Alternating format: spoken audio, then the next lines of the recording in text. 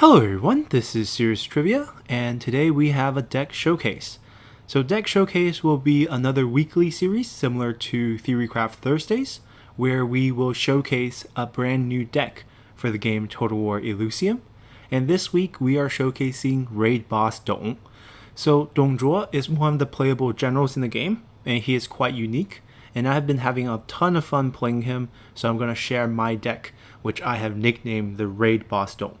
So, first, taking a peek at the deck here, we have the 18 cards separated by their cost. We'll talk about each one individually as we move on through our showcase, and ultimately we'll end our showcase with a couple of live games to see this deck in action. So the theory behind this deck really focuses in on the general, and that should be how you should approach your own deck building as well. So Dong Zhuo here is a 0 attack, 30 health general that has a special effect in that every daybreak he gets an added supply cache. And for those of you who are unfamiliar with supply cache, it is basically a 0 cost event card that will help you gain 1 extra supply. So the idea here is that by giving you additional supply cache at every daybreak, you'll be able to create more combos where you will use more cards, be able to play more expensive cards, and to reinforce that playstyle, it also has Persuasion as our passive card, or signature card. And Persuasion as our signature card grants a random card in our hand a 2 cost discount this turn. Now this can only be applied on cards that cost at least 1. If it costs 1, it'll go down to 0, and if it costs more than 1, you just subtract 2.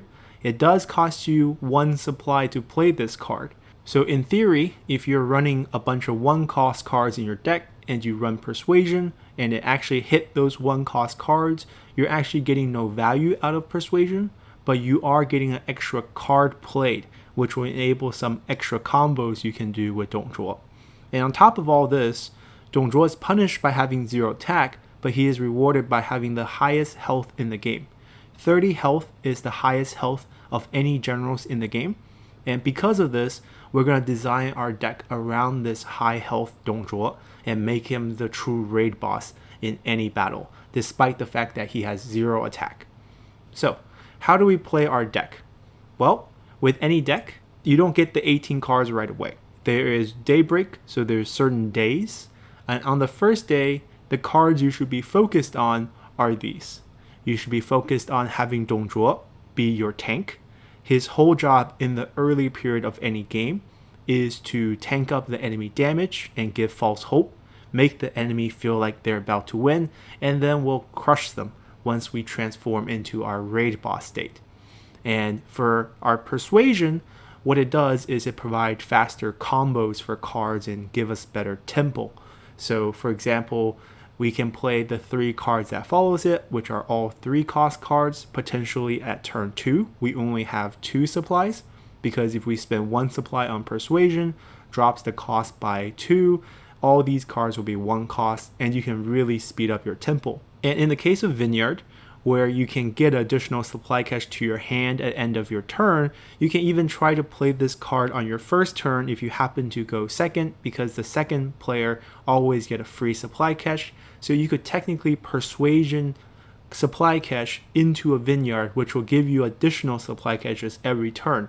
So that would really speed up your tempo, because there's no way the enemy has any card that is capable of wiping out a 0-3 Vineyard on turn 2. So you'll be at least getting your original supply cache back, if not more. And Vineyard is just really nice to have because you'll be acquiring a lot of supplies in your hand. And while you might not see how those supplies translate into a win right now, we'll show you as we move on with our showcase. So the next card is Messenger. This is one of my favorite go-to cards in any deck. It just provides a lot of value by giving you a 2-3 cavalry that you have to play on your back line to draw a card from your reserves. Now, reserves are the cards that are not in your deck, but are still there from your entire deck. So that's a bit confusing. So we have an 18 card deck that we're bringing into a fight, and those 18 cards are actually called your reserve. You don't actually get your deck when you start a game. You have to pick out 9 cards from your reserve to be added into your deck, and that's your starting deck. So that's why this is the day 1 plan. These are the cards you want to add to your hand on day 1 and to be played. The other 9 cards are reshuffled with your original deck, so you'll go back to a total of 18 cards unless you have legendaries. Those are single unique entities, so once you draw 1 there will be no respawns. So basically every daybreak you have the opportunity to refresh your deck by adding more cards from the reserve, and you have more control over what is actually in your playable deck during that game. And Messenger here is just a great way for you to add cards to your hand directly from your reserve, which contains all the cards you created, so you can get potentially high value cards early on or key cards for certain combos. Of course, there is a very high degree of randomness to it, but I feel like it's just a plus for you to play a unit and also get a card from the reserve.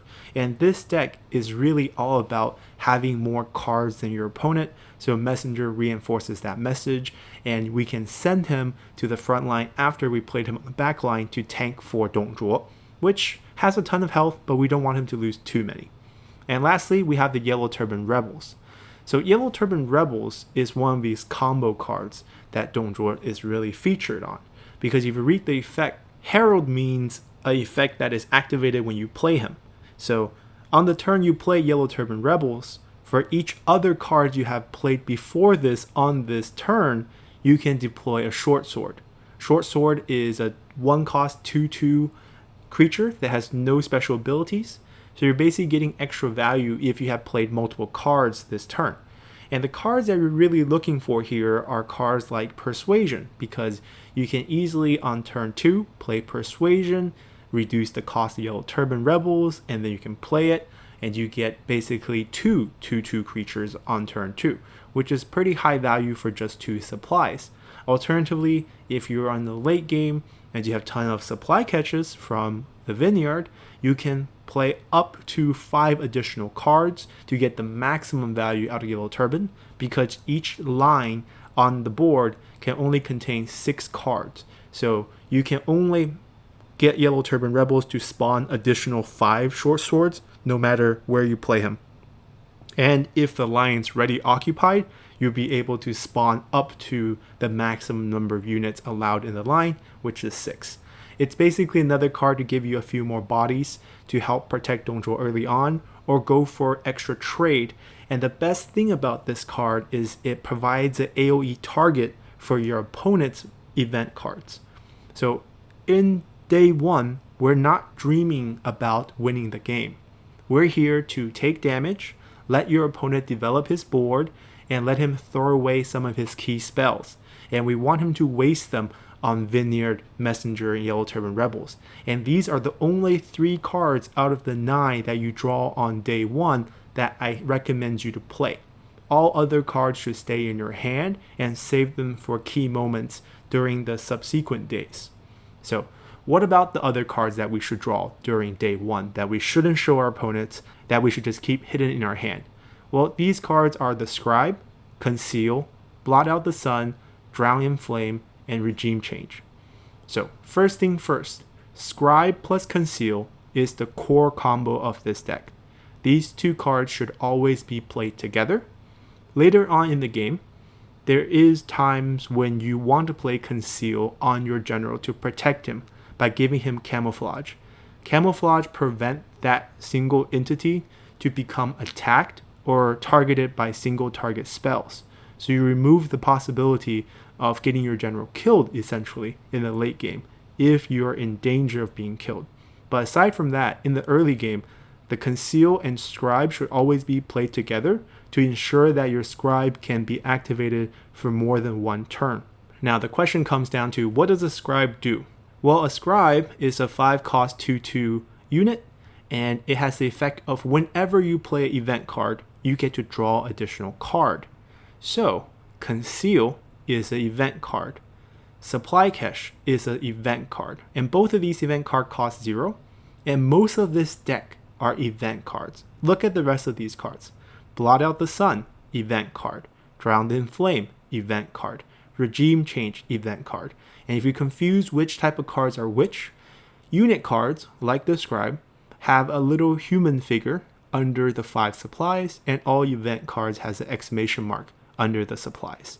and most of this deck are event cards. So you'll be able to cycle through your deck by using all the event cards you have in it. And the other 3 cards here are board clear combos, and we'll cover board clear combos a bit later on in this showcase, so be patient. And basically these 5 cards are cards you want to hold during day 1. You don't want to play them, you want to just wait it out. And if you do the math, these 5 cards plus the 3 we just showcased earlier only makes up 8 cards, and you can actually pick up 9 during each daybreak. So what should the last card be? Well, there is an argument for 2 choices here. And the first choice is a Caltrop, which will destroy any enemy cavalry. And the second choice is Demoralise. And the only thing you have to kind of judge here is what type of opponent are you playing against.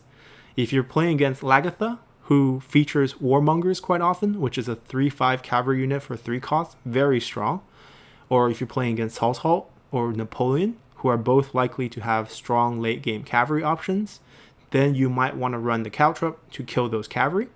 But on the other hand, if you're going up against a general who likes to use shield unit, like Guthrum, who likes to put shield on many of his unit, or Agamemnon, who has a card called War Maiden, which is a 4/2 unit that can have shield, you can use Demoralize to kill shielded units very effectively, because shielded unit is actually quite resilient to board clears, because most of the board clears for Dongzhuo rely on dealing a little bit of damage on the enemy first to wound them, and the shield would actually absorb that.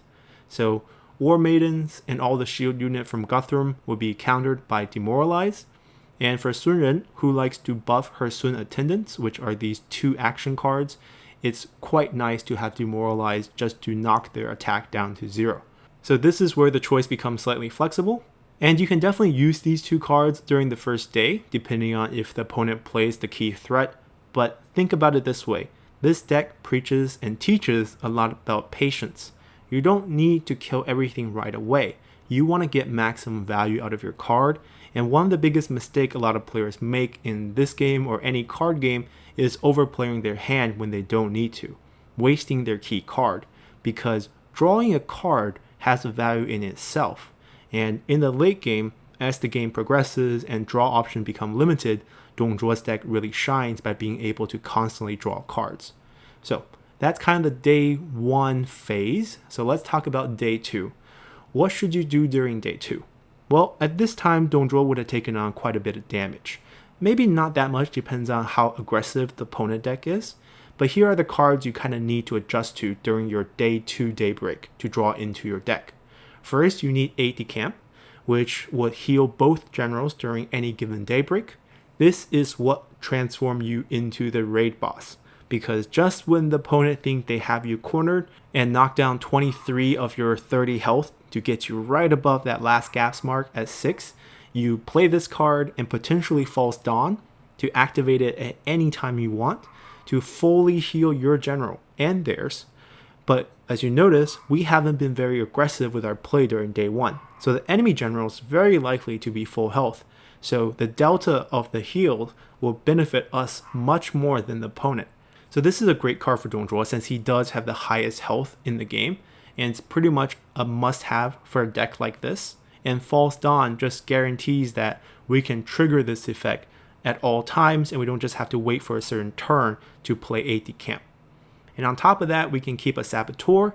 There's a couple uses for Saboteur, but during day 2, if you have to play it, what the purpose here is to force your opponent to play his or her card, because the daybreak effect for Saboteur is it will deal damage to the enemy general equal to the number of cards in their hand. So why do we want them to play cards? Because the core mechanic of our deck is to board clear people. And you can see that with the last 2 cards shown here in No Quarters, which would destroy all damaged enemy units, as well as Pyrrhic Victory, which would destroy all units on the board. So let's talk about board clear now that we have showcased board clear a couple times. And in this deck, we run 3 different sets of board clears and use these 5 cards to combo them. So first thing is Regime Change plus Blot Out the Sun. This has become very popular recently with the introduction of structure decks, because both of these cards are timeless cards and you can kill all units and structures, which is key because the other 2 board clear that we have in this deck do not kill all structures. And this is the reason why we have to draw a regime change on day 1, even though we have no intentions of playing it during the day 1 phase, because we need to have this in our hand for those emergencies where we have to take out the enemy structure in case they're running a structured deck. Now the con of this combo is that everything on your side of the board will get wiped as well, but that's a worthy cause because we have been holding back and not playing cards very often during the first 2 daybreak and taking those hit and forcing the enemy to develop his or her board, and then we suddenly wipe the slate clean, run our Scribe combo, draw a bunch of cards, enemies out of cards because he has already played all their cards, and then we just win the game from there. Alternatively, you can run Blot Out the Sun, which will damage all units on the board, and then you play No Quarters, which will destroy all damaged enemy units. And No Quarters is an ancient only card by the symbol under the title, so it's only available to generals during the Three Kingdoms or the Trojan factions, so not everyone can run this combo, and it doesn't clear structures, which is its biggest weakness, because before the structure deck were introduced, I used to just run Blot Out the Sun and No Quarters, because it will keep my board safe. But after the structures were introduced, I feel like it's pretty essential to run Regime Change plus Blot Out the Sun, and I still kept No Quarters for those options when the enemy are not running structure decks, and I can just safely kill off the enemy units while keeping my just a little bit injured. And this combo can be also changed. You can have Drowned in Flame with Regime Change. It doesn't kill your own unit, but it doesn't clear everything the opponent owns. You can only choose one line to clear. Sometimes this is enough. Sometimes they just have a really strong back line or really strong front line, and this way you can spare all your units and be able to wipe out the enemy line, which is very powerful, including some key structures. Because remember, not only are we wiping them out with only 6 cost of supplies that they could have played through 4 or 5 turns, we're preventing them from drawing those cards again. Because you can only get 1 copy of a card per daybreak. There's no way you can get multiple ones. So once you wipe out a couple of them, there's no way for them to resupply and challenge you again. And oftentimes the opponent will just surrender. And by the same logic, you can do Drown in Flames or No Quarters to just kill off 1 line of enemy units. And lastly, we have a very simple no combo card. Pyrrhic Victory just clears all units on the map. It's just a nice safety to have. And because it's a legendary card, as denoted by the 4 stars and the fancy border, once we play this card disappears from our reserve in our deck, and it makes our messenger much better by allowing the messenger to draw from 16 cards or 17 cards instead of 18, so you have a higher chance of getting a certain card that you might need. So I like to run a few legendaries to serve additional purposes and reduce our reserve down a bit so that we can draw most of those cards every turn with the use of a messenger. So with that said, that's pretty much everything there is about the board clear, and we can talk about how do we play our late game, because during every daybreak we talked about day 1, day 2. In between, always take these 5 cards every daybreak. You want Conceal and Scribe. That's your core combo to draw out your deck. You want Blot Out the Sun and Regime Change. That guarantees you to have a board clear during every daybreak. And you want a messenger just to get maximum value out of drawing cards from your deck every daybreak. But gaining a card advantage is not enough. Sometimes we have to finish the opponent off in case they're stubborn. So we have these 5 cards in our deck that's used to finish the opponent. And first up is False Dawn, which we have showcased as the activator for Aide-de-Camp, which will heal us. But in addition to that, every daybreak we'll get a supply catch from Zhuo's active. And if we have Saboteurs on the field, we can use it to damage the enemy health. So that's one way we can directly damage the enemy health without them having any control over that, aside from how many cards are in their hand. So Saboteurs is often a very threatening card. The enemy will likely throw all its event cards at it to try to kill it, or to play out their hand to take minimum damage. Regardless, it's going to play into your board clear strategy and provide a pretty decent late game finisher. And then we have Trample, which is a great ancient single target spell ability that can be used on any target, which is key here, as you can also use this to clear key structures. And for any unit or general hit, it will also stun. So it's 3 costs for 3 damage plus stun, very high value. And then you have Headhunters, which are these 4 cost 3/3 unit that when they shatter or when they die, it will deal its own damage to the enemy general. So when it dies, it's guaranteed to deal at least 3 damage unless the enemy nerfs down your attack. But regardless, since our deck features a lot of regime changes, so we have pretty good control in killing our own units as well. So in a sense, we can use this as a trample card in addition to having an extra body on the field since it is a unit. And lastly, we have the Parthian Cavalry, which will deploy 4 horse archers. And horse archers are 3 cost 2/2 units that will deal its damage to the enemy randomly if you move them. So all these cards will be very powerful, very high value, right? You're paying 8 costs for the Parthian Cavalry to get a 12 cost amount of cards right away. So all very strong ways to finish off your opponent and convince them to lose the game or forfeit, because that's most likely the outcome. So with that said, let's jump into a couple games with this deck and see how it plays out in action. Alrighty guys, so we're going to put our showcase in action here with Zhuo, and we're playing against Kelly Mew. Okay, I know him from our Discord server, not my personal server, but the Elysium server. And he's playing a Napoleon deck, so quite aggressive. This should be a good, fun match. So because he's Napoleon, we're going to take the anti-cavalry. And we're going to take Drown Out Flame. He's going to get a lot of value. He can draw a ton of cards as well. Team change. And then a Scribe. Always take your Scribe. Let's continue. So that 9 card is going to make up our beginning deck right here. We get 3 in the beginning. And he's moving his... Ooh, he wants to go aggressive. The range unit usually people keep in the back. But he knows if he doesn't move up, I'm not going to move up. And he's never going to be able to hit me. He wants to kill me early.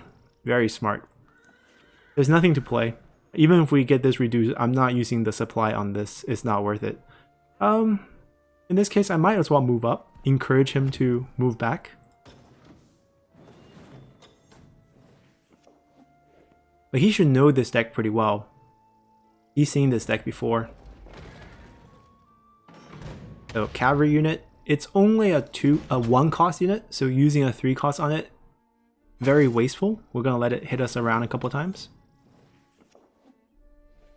So here's where Vineyard is gonna get destroyed, right? Even if we can play it, which we can, he's gonna be able to hit it with 2 range and 1 flanking cavalry, so we can't protect it. So he's played quite well.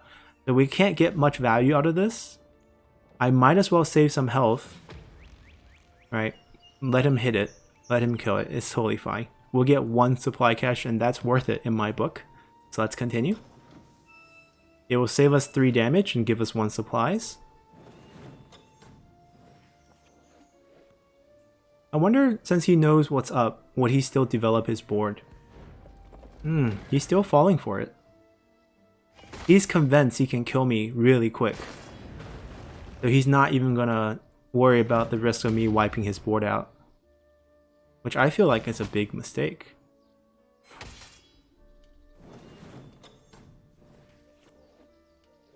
Okay, so I'm not gonna combo this turn because it's not worth it. Even if I persuade into this, we'll waste 1 supply and he will only create 2 copies. So we're just gonna play a messenger. Oh, we got another Yellow Turban Rebel. Okay, that's interesting. It's going to get killed too by all these, which is fine. Whatever amount of damage he absorbs is less damage on Zhuo. So this will be a very intense battle here. Ooh, a stun. He's playing very cheap costing cards. He's just trying to overwhelm people early. Very interesting deck. And I think late game he probably has some very heavy hitting spells or event cards in this game. So far, nothing worries me, and he has very few cards left, which is where our advantage is going to really shine. That card also has a Daybreak effect. That card also has a Daybreak effect. This one gets +1/+1. This one gets, what do you call it? Camouflage. We're going to get Heal. We're going to get board clear options. Always get Conceal and Scribe. And what else do we want? We have 2 other cards. Probably get another board clear and get a Messenger. And this way we have a couple empty slots. 2 of these are because we have 2 legendary cards, so they don't respawn. And then the other one's the Yellow Turban, which we pulled from the Messenger, so we have less cards. So our future Messenger can only pull from 16 cards, because the yellow Turban will respawn for next reserve. Alright, we only lost 9 health. We still have more health than him, technically. And let's see what card we get reduced cost. We don't have a Scribe yet, which is a big deal, which might be what's going to kill us. So we might actually want to do something like this right away, since we got this cheaper.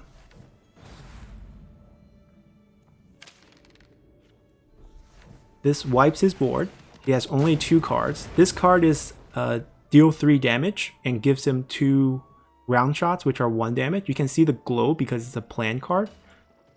And right now I'm going to use up all the supplies because I'm going to try to win the game here, because he's playing very aggressive early game deck. So we can respawn with a yellow Turban Rebel. Rise. And you see how the board situation just flipped. We still have more health than him. He lost every single supply he played during the first day. And we have more cards in hand, as well as more ways to draw out cards. So that's a spell or event card. He's probably going to use it to kill one of these. It's my assumption. Unless he drew something really good. No, that's not really good. He's going to use it. And he's going to get 2 round shots, which he can use to kill another one later. Or he can actually use that to kill 2, because we got to smash 2 of them into him. Alright, we need to wait till we can get our Scribe, which is going to be very key here. If we don't get our Scribe, we're in big trouble. And we don't need to play anything. We're good. Let's continue. There is a huge board clear card for Napoleon that will do 3 damage to a line, so it does kill us pretty effectively, but it costs 6. So unless he draws it, let's see.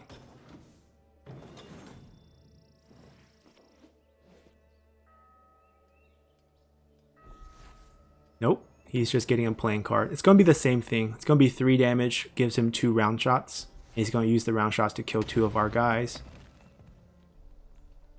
And he's going to play the plan card to give him more supplies next turn. So we know exactly what's in his hand. Not a big deal. More supplies doesn't mean anything when you don't have cards. That's why you need card draws. Alright, we're going to suicide these into him. I'm not looking for big combos. We have him down pretty low. So I can actually just threaten here with this. Even though I only spawn 1, because we only comboed 1 card, it's still going to make him afraid, because we can knock him to 6, which is last gasp. This is one of those rare occasions where we don't get our Scribe, even though we have 2 out of 18 cards. And we drew, we drew 6 in the first daybreak and we didn't get that 1 card. Ah, high level late game cavalry. What do we say?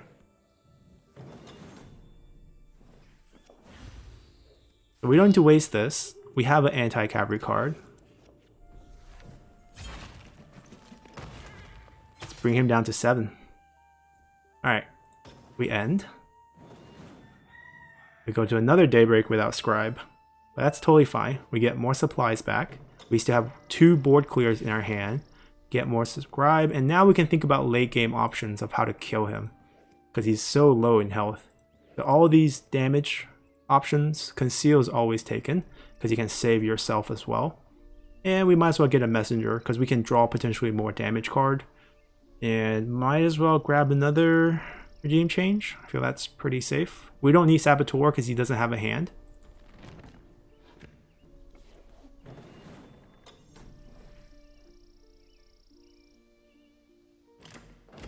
That's a strong card.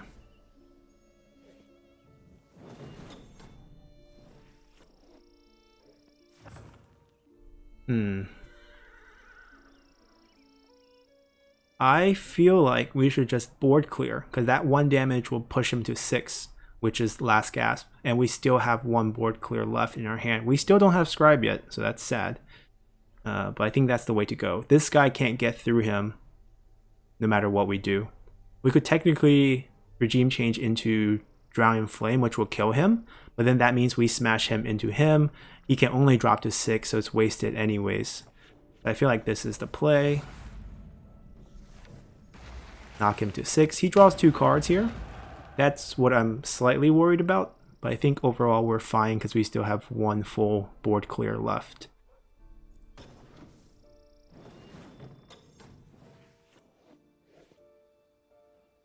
Yeah, not getting a Scribe is really bad in this deck. We have 3 Scribes in here. He has another one. Okay. I'll let him hit me a couple times. We didn't lose that much health. Oh, this is perfect. We'll let him kill this for us. It's 3 damage to the general. That's why we play Headhunters. You know, you're doomed either way. You kill it, 3 damage to your general. Don't kill it, 3 damage to other things on your board. So we can just end.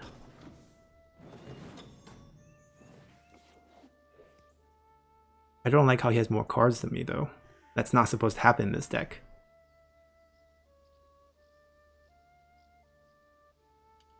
Where is our Scribe? Give us a messenger. That could work too. Messenger into a Scribe, that would be clutch. Fancy cards. Long range, splash damage, +1 action per turn, so it means he can fire twice. Splash damage means it doesn't really matter at this point. If we get Trample, we also win, because we can just Pyrrhic Victory, kill everything on the board, 3 damage to him. But we don't need to do that. We can just do this. This is guaranteed win too.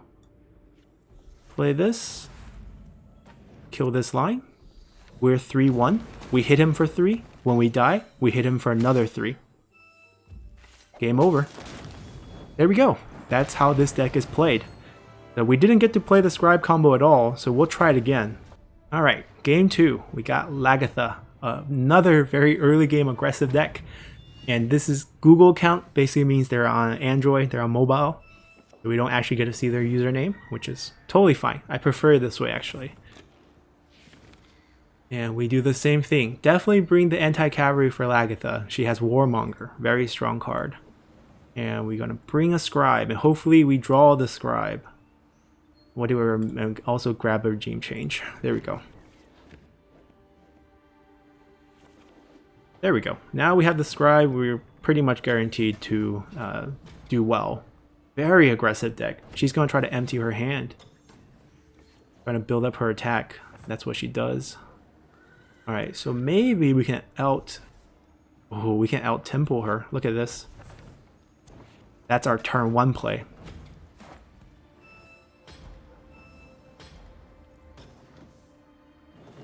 Now she's in trouble.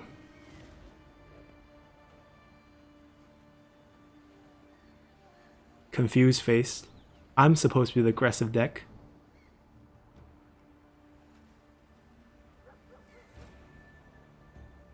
Surrender? Question mark? No, okay.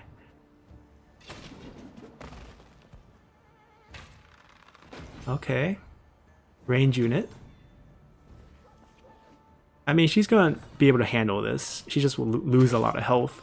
And that might change our strategy. We might want to bring some finisher cards in during the second daybreak rather than heal ourselves, because we don't need to heal ourselves. It'd be really nice if you place Warmonger right here. Because when Warmonger dies, you lose your hand, which is a crushing blow if she has like 2 or more cards. Trade. If she trades, it convinces me she's playing something that doesn't have raid, because you want injured cards on the field for a raid. Straight arrow? What a waste of a card. What a waste of a card. That can be used to kill so many better things. I'm convinced that this person might be new. I'm not gonna say they're bad. They might just be new. And we're just picking on them with this deck. Okay, we got another anti-cav in case she plays 2, I guess.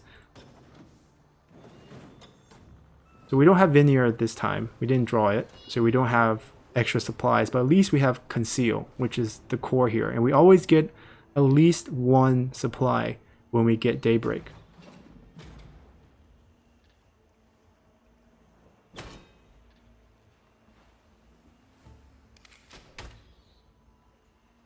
She's having a hard time emptying her hand.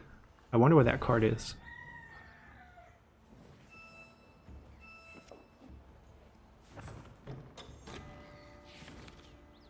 Alright, so she's low health. I feel like we're not going to need to heal.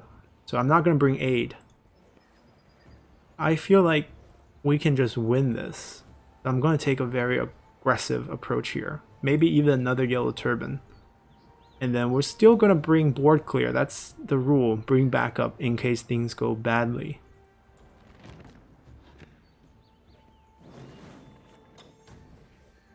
Okay, having a backup scribe feels really good. Alright, no need to play that. Let's just move our cavalry up. And we can move our Zhuo back to keep him safe. That's all we need to do. Be patient. No need to play stuff. Just because you can doesn't mean it's a good move.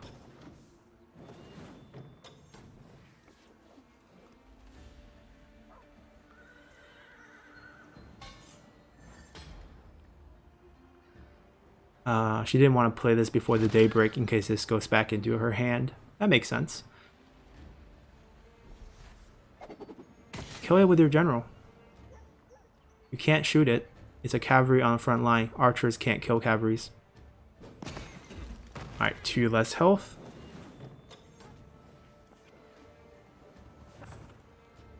We don't have Blot Out the Sun, but it's totally fine. We play Scribe. Conceal. Now he's safe. I got Trample. There's some damage right there. I might not play this, because we can definitely activate it next turn. He's safe for at least a turn, and we have a backup Scribe. I'm not moving it up, because then we get hit by that. 1 triangle means short range, skip only 1 line. It will get hit by 5, that's fine.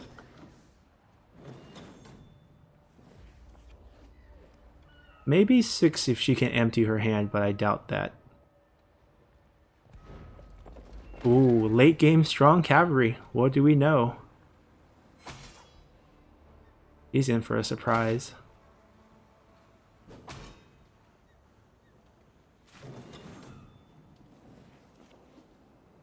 Okay, we're still missing Blot Out the Sun, but we're gonna get rid of the cavalry.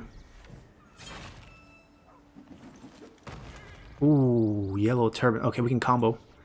Try to reduce the cost. It didn't work, but we have 1 extra supply. Help us draw a card, and also count as another combo card. Play a bunch of yellow turbans.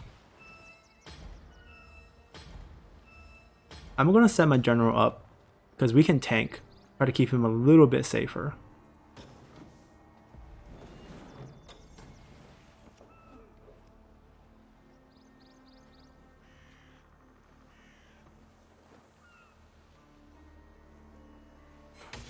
It's a very flexible deck, honestly. Like, we've been able to gain tempo this game, even though our deck is not designed to gain tempo.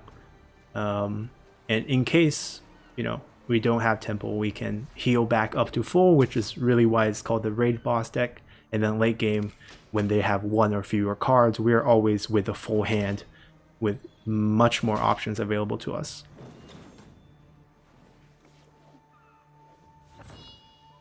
Alright, so we're gonna knock her into last gasp. That's kind of what we want here. And at this point, only this line, or both of these lines are threatening, but we're already at 1 health, so regime change wouldn't do anything against us. So we can easily regime change. I'm gonna try to see if we can lower the cost of one of these down to 0, because then I can play both. Not so lucky. But we can at least kill off 1 line, and I'm gonna kill off this line here, because gathering warband can become very powerful. Alright, we're good to go. They're gonna trade into these, no problem. We have Trample, and hopefully Headhunter will come out very soon, and we'll finish her off. And we still have another full board clear in our hand. It's Daybreak again. That card goes back into the hand. Definitely Trample, Headhunter, direct damage, all things that can kill her. And then Scribe, Conceal always, might as well get another set. And we didn't get to showcase this, so maybe if we can draw it, we can show it. It doesn't do us any good. At this point, it's already a battle that we have won.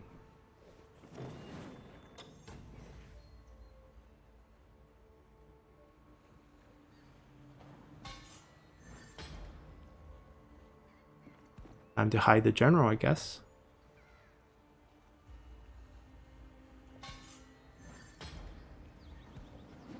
Ooh, Frontier Tracker is very strong. Basically, you can target... Why did she play this, though? She should have played her signature card and slapped my Scribe and killed it.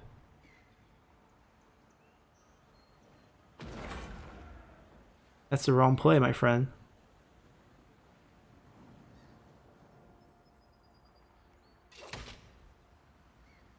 I'm assuming... I don't know if this person's actually new, because Frontier Tracker is actually a card that I really want and haven't gotten yet. Anyhow. So, might as well try to reduce cost, see which card we get, because we can potentially finish her off this turn. We can't, or at least I don't think we can, because we don't have enough supplies. But we stun her. Oh, we got another. It's over. Go back. Trade into that. Trade into that. We want them to die. If she kills her, she dies. If she doesn't kill her, she can't attack us. So let's continue. And if she doesn't kill her, I will kill her myself.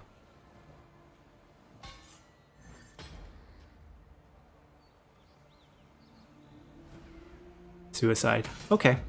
And we win another one. We don't even get to transform. But you can see the potential here. Just a very strong deck. And I feel like that's a pretty good showcase for us. And hopefully you guys can try this deck out. It is a very expensive deck in a sense. It does cost quite a bit with 2 legendary cards. But essentially all you need with this deck is really Scribe plus Conceal. Scribe is an epic card. If you don't have Scribe, you can't play this deck. You might not need the legendary card. We haven't been forced to use this. And we haven't been forced to use this. So you could run other cards in this deck. The essential part of the deck is having a board clear, get Regime Change, plus Blot Out the Sun. It's going to be very useful in the meta going forward with Structure Deck. That's key. And then Yellow Turban Rebels is key. And then aside from that, everything else is flexible. There's really no need. You need some sort of board clear, and you need some sort of late game and finishing ability. Aside from that, you're just playing a card draw advantage in this deck. So hopefully you guys enjoyed this, and we'll see you guys next week with a brand new deck. Until then, bye!